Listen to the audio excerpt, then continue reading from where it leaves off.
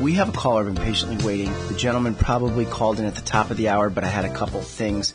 He is a friend of mine and a good listener, so I'm going to let him have a little airtime. Accountable care organizations. And my friend Ferris would like to touch on this. Hit it, my friend.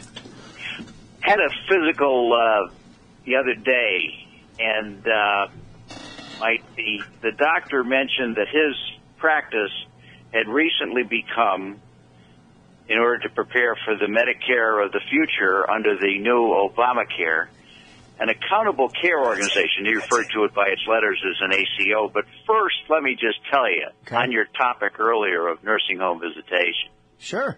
The home-to-home I happened to drop in. And my attorney's here in the room with me, too. Who is? Go ahead. Who's in the room? The attorney Tavis Tyndall. Oh, I don't think I'll need a lawyer after this. As a matter of fact, I'm going to be pro se the rest of my life. Rock it.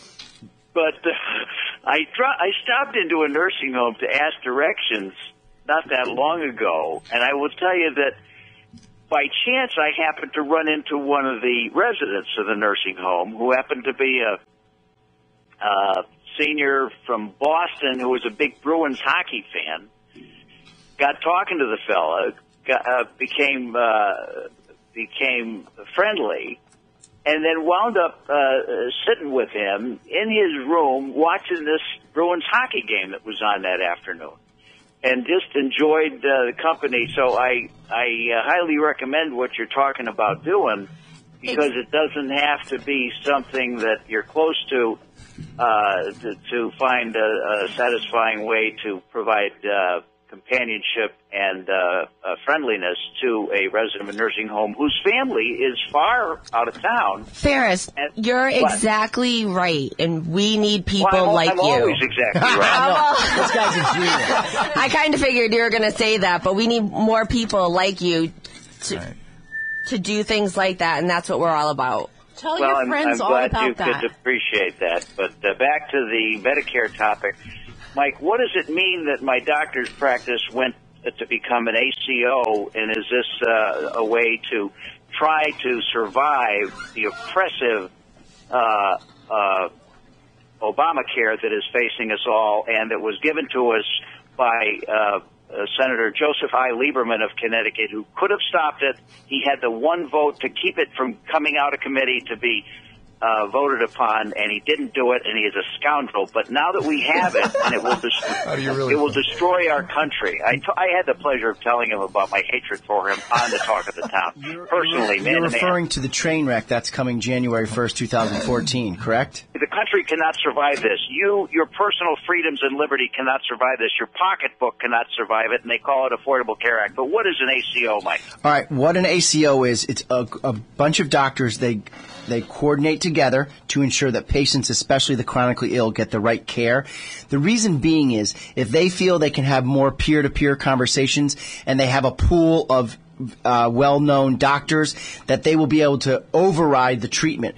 Right now, if you're over 72 years old, in the Act, it's on page 1186, it states that you need 2 board-certified physicians to approve any kind of elective surgery. So the chronically ill, they're always trying radical new treatments, such as chemo and radiation that saved my mom in 1991.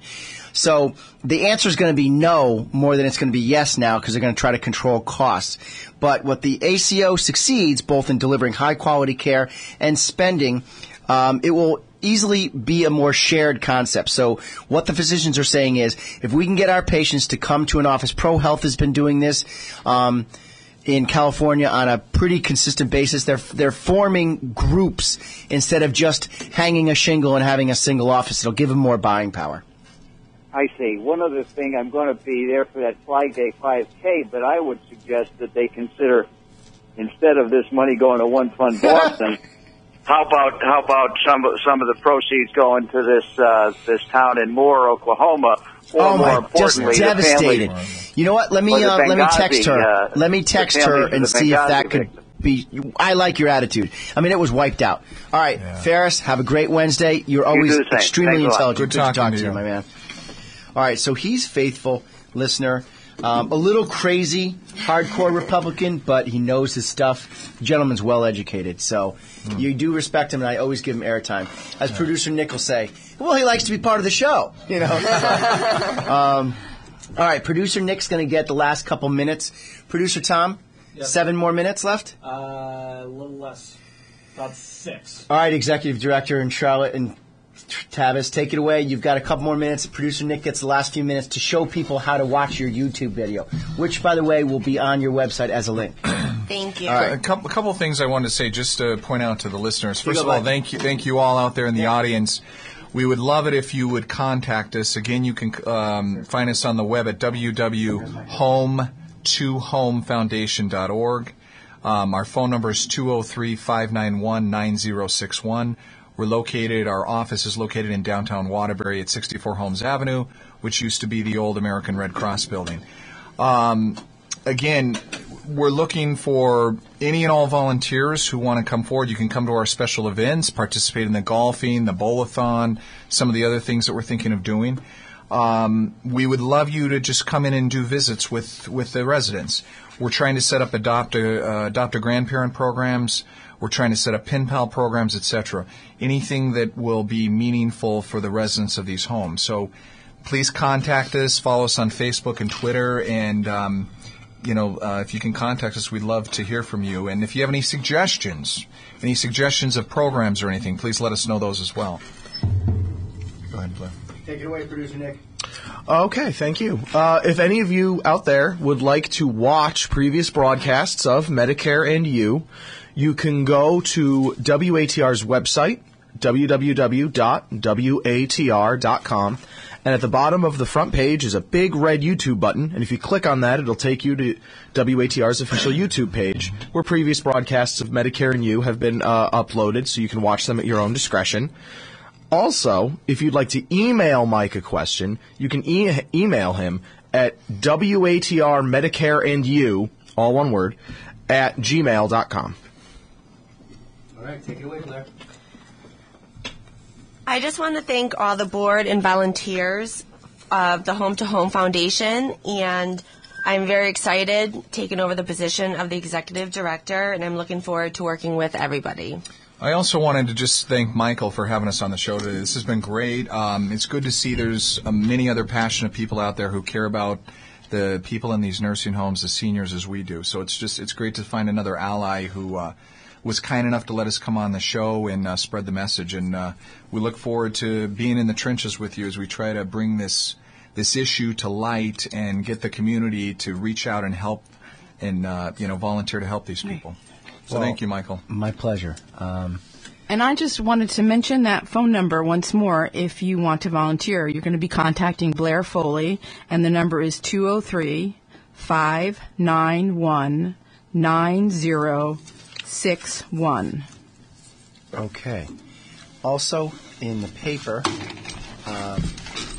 during the week, which is I'm going to go over next week, there's many ride-share programs. There's many ways. If you say, well, I can't do anything, I'm not that great of a driver, you can hook up with a friend to do this. Go ahead.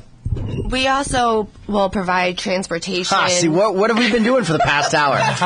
It's with them. What's in it for me? Hey, my clients need to know that. Mike, I'm 2.5 weeks in. I'm learning the ropes. Right, so there you go. My topic, Blair takes it away. We have ride-share programs, correct? Yes. Well, Tavis, you could talk about that. Tavis? Yeah, I mean, there's a variety of different things out there. When we do events where we have provided transportation, there's programs through the state where we can get access to transportation as well. So we're glad to assist in that way. Right. So please don't hesitate to contact us.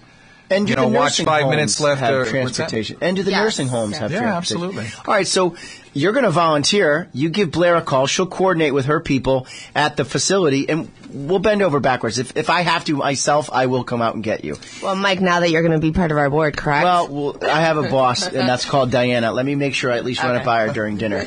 I'm on the board at the Community College, Naugatuck Valley Community College, at Healthcare Council, and at the Mattituck Museum. I would like to plug for any of you business owners out there, we are having the Ombudsman from the Office of the Healthcare Advocate tomorrow morning from 8 to 9:15. Her name is Victoria Veltri. She will be giving a talk on healthcare. I know, Ferris, it's coming. On Healthcare Exchange. The new name of the exchange is called Access Health CT. It will be rolled out in October of 2013, and it will have an official launch on January 1st, 2014.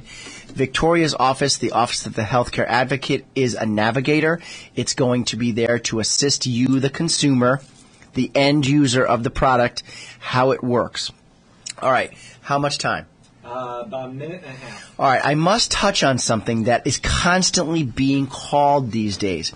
As you know, you're working, trying to build your nest egg. You work a little longer than your age 65.